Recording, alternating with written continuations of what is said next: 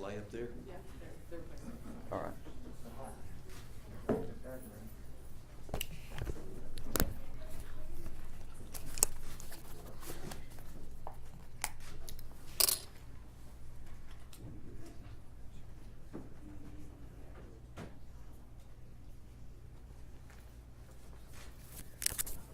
Good morning. Glad you could come. Is everyone seated that wants to be in? Are there people outside waiting? Or are we here? We're good? We'll wait till everybody gets in if they made the trip. It seems like we still have plenty of room. If you guys know of anybody that's still out there that you haven't seen in here, you let me know. Okay?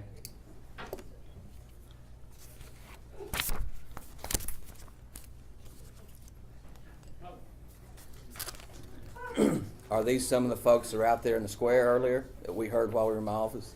Yes, sir. Okay. They're being a lot quieter now. That's good. Follow the rules. That's good. That's good. It's always a good plan.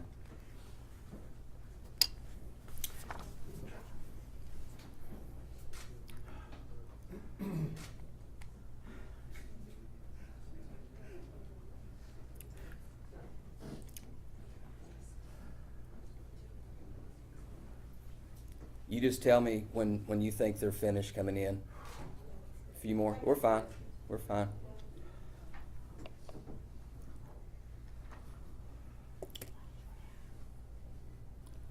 He's good. Can you hear? Can you hear us now? What does that say? It looked like he was frozen. Oh, he gave me a thumbs up.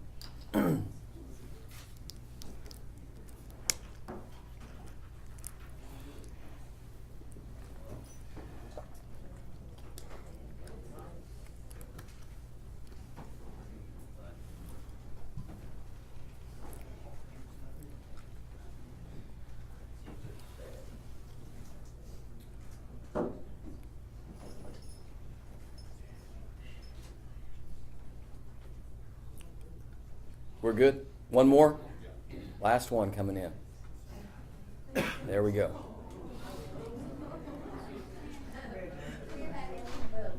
We're good. All right, thanks for coming. My name is Jeff Phillips, and I'm the prosecuting attorney of the 5th Judicial District, Polk, Johnson, and Franklin County. Middle of July, I was appointed to take over as special prosecutor concerning the investigation of Michael Davis.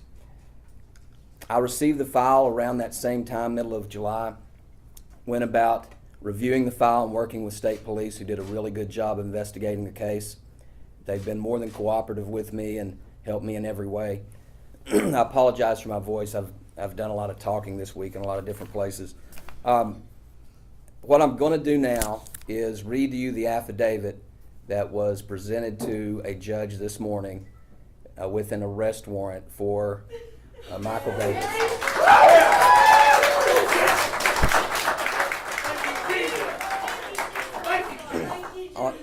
All right. On Wednesday, June 23rd, 2021, Arkansas State Police was requested to investigate an officer-involved shooting at 7180 State Highway 89 South in Cabot. At approximately 3 a.m., Lone Oak County Sheriff's Officer Sergeant Michael Davis initiated a traffic stop near Mahoney's Body Shop located at 7180 State Highway 89 South. Davis stopped a white GMC pickup truck that was operated by Hunter Brittain. As Brittain exited his truck, he moved to the rear of the vehicle as it was rolling backwards towards the front of Davis's patrol vehicle. Davis fired one round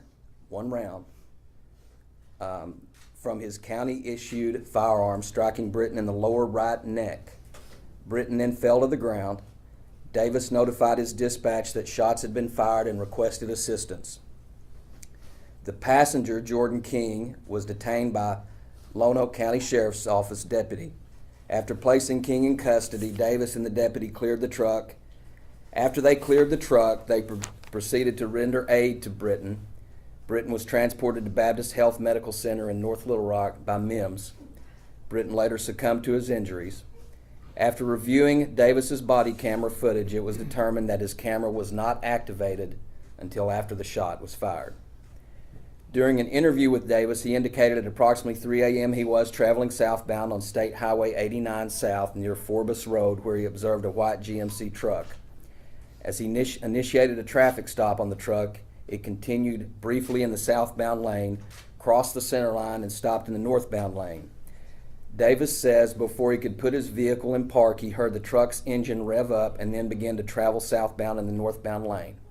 Davis did not notify dispatch on the radio that he was in pursuit because he realized the truck was attempting to turn left into Mahoney's body shop. He indicated before he could get his patrol vehicle in park, Brittain opened his door and quickly exited the vehicle. Davis observed that Brittain slipped on the gravel as he was moving quickly towards the rear of the truck. He alleges he gave several commands, but Brittain did not comply with his commands to get back in the truck. Davis observed the truck rolling backwards towards his patrol vehicle. He continued, he alleges, to give commands instructing Brittain to show his hands and to stop. Davis said Brittain began reaching with both hands into the bed of the truck. He indicated that as Brittain began to bring his hands from the bed of the truck, he discharged his weapon one time towards Brittain. Davis says as he observed the bullet strike Brittain, a container came from Brittain's hands that originated from the bed of the truck. The container landed on the ground. During the interview, Davis was asked to clarify if he could see Brittain's hands or see what was in Brittain's hands prior to discharging his county-issued firearm. Davis replied he could not see Brittain's hands nor what was in his hands prior to discharging his county-issued firearm. During an interview with Jordan King, he stated he was the passenger. He stated that he was with Brittain and another friend working all evening on a transmission for Brittain's truck. As King and Brittain went on a test drive in the truck, they made a right turn onto Highway 89 from Mahoney's body shop. King says they traveled approximately 1 mile to a church parking lot and turned around to return to the shop. King noticed a deputy began to follow them, and the deputy pulled them over just before the Mahoney's body shop driveway. Brittain slowed down, put his blinker on, and pulled to the left side of the roadway. King says as they were getting pulled over by the deputy, they were laughing and thought it was funny because the truck was smoking and that Brittain was trying to get off the highway. King says as they stopped in the parking lot, both of them opened their doors to let the smoke out. King said that Brittain immediately stepped out of the truck, went to the rear of the truck, and King heard a gunshot. King said that he never heard anyone say, "Show me your hands," or words similar to that before hearing the gunshot. There was no evidence of firearms located in or around Brittain's truck, and there never has been since the investigation. This is the affidavit that was presented this morning, and the warrant was issued by Judge Elmore. This now will proceed, having charges that have been filed. Here's what you got to know. I know the press has done a really good job of staying on top of this story. And I know that because they call my office daily and ask, what have you done? What's happening? And they get the same response, which is nothing. They do not get a response from me. And I also want to caution you about this. The affidavit with arrest warrant is merely an allegation by the state of Arkansas. It is a charging document only. It does not confirm guilt. Only a jury can do that. So please do not confuse the documents that's been prepared with any kind of final adjudication. It is not, okay? I will not, between now and when this case proceeds, issue any extrajudicial comments. It's inappropriate and it's unethical. I will not try the case in the press, and the ladies and gentlemen of the press probably won't like me for that because you have a job to do and I do too.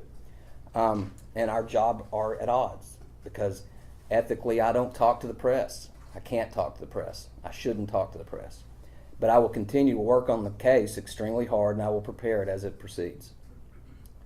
If you want to hear from me as to this case, then it's never been easier to follow a case and through Court Connect. You know how to do that.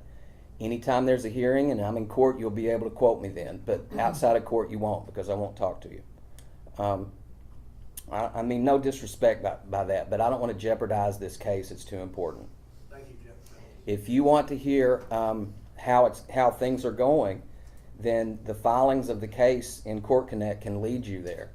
It can tell you all the pretrial motions. It can tell you all of those types of things. This defendant will be treated as anyone else, okay? If you talk to prosecutors, they will tell you that the one area they get chewed out about the most is bonds, okay? Because people think that once a prosecutor files a charge that suddenly they're guilty. And as I said earlier, that's not the case. And so they think that once a charge is filed, then there should be a really high bond and the guy should stay in jail. Folks, a bond is just to ensure the defendant's presence at any future hearings, okay? So that's the primary role of a bond. And if that person is going to show up and the judge thinks that that person is going to show up, then his bond is lower. And if that person doesn't have prior convictions, then his bond is lower.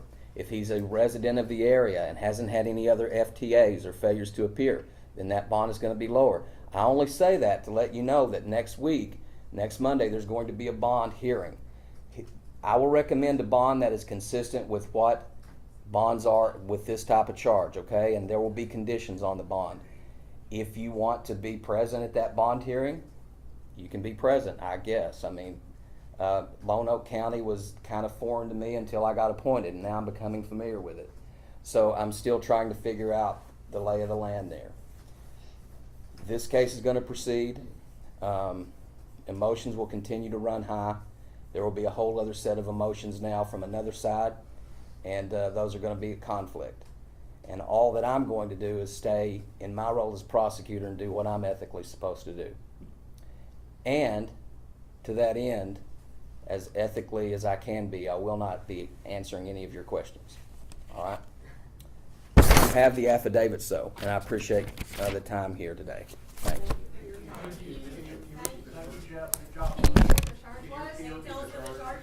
That's a good question. He will be charged with manslaughter. Manslaughter is a C felony. It carries with it 3 to 10 years. The allegation is that on the early morning in question, he acted recklessly in his behavior when he discharged his firearm. All right? And again, that information has been filed. Everything that I read today is public record. Okay? And that's all I have. Do you have extra copies? She will.